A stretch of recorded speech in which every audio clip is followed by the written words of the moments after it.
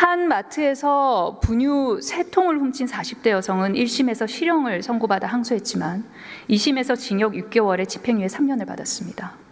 심야의 동네 슈퍼마켓에서 반시 한 상자, 계란빵 1개, 보리건빵 한 묶음 등을 훔친 60대 남성, 징역 6개월.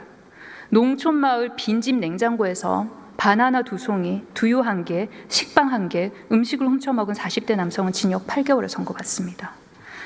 바나나 2송이, 두유, 식빵 모두 배가 고파서 한 생계형 도둑질이지만 이 중 누구도 어느 국민에게도 장관님께서 말씀하신 그 법과 원칙은 피해가지 않았습니다. 생계형 범죄로 정상을 참작할 여지가 있어 보이는 범죄지만 각각 징역형 실형 또는 집행유예를 받았습니다. 시선을 바꿔 권력층을 한번 보도록 하겠습니다. 슬라이드 보여주십시오. 한덕수 권한대행은 본인 말로는 대통령의 고유 권한을 행사했습니다라고 했습니다. 그러나 이는 차기 대통령에게 장래 국민이 위험할 것이 확실한 권한을 미리 훔친 것과 같습니다.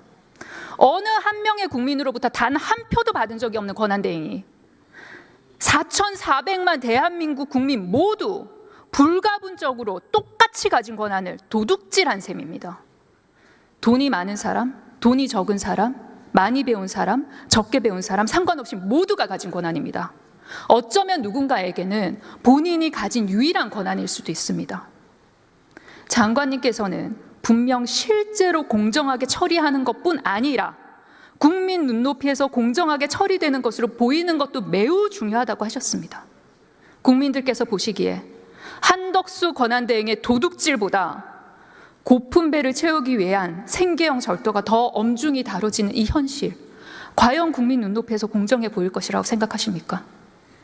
헌법상 대통령 권리 시 대통령을 총리가 권한 대행하도록 한 것도 국민의 의사가 모인 것이라고 생각합니다. 그 헌법 규정에 따라서 총리가 제한 없이 헌법적 권한을, 대통령의 권한을 행사하는 것도 헌법에 따른 것이고 그 헌법은 국민의 의사가 모인 것이라고 생각을 합니다.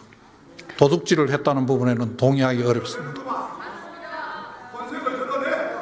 그렇다면 심우정 검찰총장의 즉시 항고 포기권은 어떻습니까? 구속된 피의자나 피고인 석방 때 이제까지 검찰은 즉시 항고로 대응해왔습니다.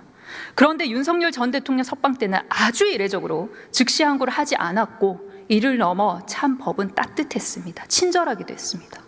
이게 장관님께서 말씀하시는 국민의 눈높이에서 공정하게 보이는 법무 집행에 부합하는 처리라고 생각하십니까? 보석과 구속 집행 정지에서 헌법재판소와 대법원에서 그 즉시 항고를 했다고 석방하지 않는 것은 위헌이고 잘못되었다는 판결이 있습니다. 그래서 같은 조항에 있는 지금 구속 취소의 경우에 달리 해석한다는 것은 법원이 그 석방하라고 한 부분에 달리 해석해서 그 기본적으로 헌법재판소나 여기서 말한 그 불구속 상태로 재판하는 게 맞겠다 하는 그 내용에 반할 수도 있기 때문에 검찰에서 그런 판단을 하는 것이 아닌가 저는 그렇게 생각을 합니다. 제가 그 당시에 직무가 정지되어 있어서 지금 그 결정 내용에 대해서 구체적인 과정은 알지 못하지만 제가 생각하는 데는 그런 취지가 아닌가 하고 생각을 합니다. 국민의 눈높이에 맞다고 생각하십니까?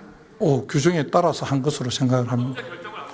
헌법재판소에 그 조항 자체가 같은 조문, 같은 조항 내에 있던 것입니다. 그래서 일부만 위헌 결정이 돼서 조문을 바꾸고 그 나머지 구속 취소와 관련된 부분은 조문이 변경되지 않고 그대로 있었던 건데 취지는 똑같다고 생각합니다.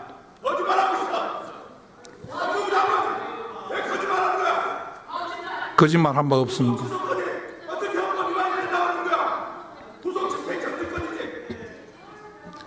거짓말 한 바 없습니다. 검찰이 헌법기관이야, 헌법재판소야. 나와서 하세요, 나와서. 나와서 할까? 내일 뭐해?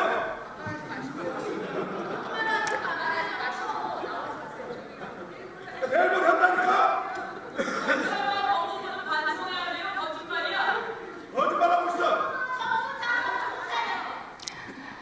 장관님 취임사에는 옳은 내용을 설득하고 추진할 줄 아는 용기를 갖춰야 한다고 생각해 왔습니다라는 구절도 있습니다. 저는 계엄을 위한 국무회의 당시에 장관님께서 옳은 내용을 설득하고 추진할 줄 아는 용기를 갖추지 못했다고 봅니다. 그런데 적어도 이번 이완규 헌법재판관 지명에 대해서는 옳은 내용을 설득하고 추진할 용기를 갖춰주셨으면 합니다.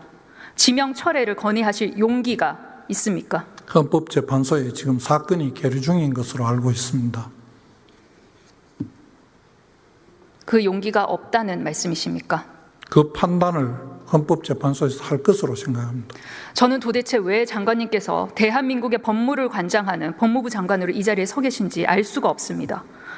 취임사를 보면 공직과 자신의 업무를 복짓는 기회로 여겨 자긍심을 가지라고 하며 법무부 공무원들을 격려하셨습니다. 그런데 제가 오늘 들어보니 복짓는 기회가 아니라 그간 죄짓는 기회로 삼으셨던 것 같습니다. 제발 대정부 질문이 끝나고 돌아가는 길에 제가 드렸던 본인의 취임사를 꼼꼼히 읽어보십시오. 공직을 떠난 지 6년여 만에 국민과 국가를 위해 다시 헌신할 수 있는 소중한 기회를 부여받았다.